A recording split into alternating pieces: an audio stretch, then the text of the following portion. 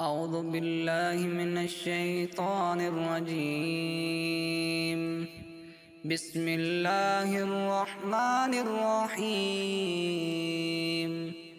إذا زلزلت الأرض زلزالها وأخرجت الأرض أثقالها وقال الإنسان ما لها يومئذ تحدث أخبارها بأن ربك أوحى لها يومئذ يصدر الناس أشتاتا ليروا أعمالهم فمن يعمل مثقال ذرة خيرا يره ومن يعمل مثقال ذرة شرا يره.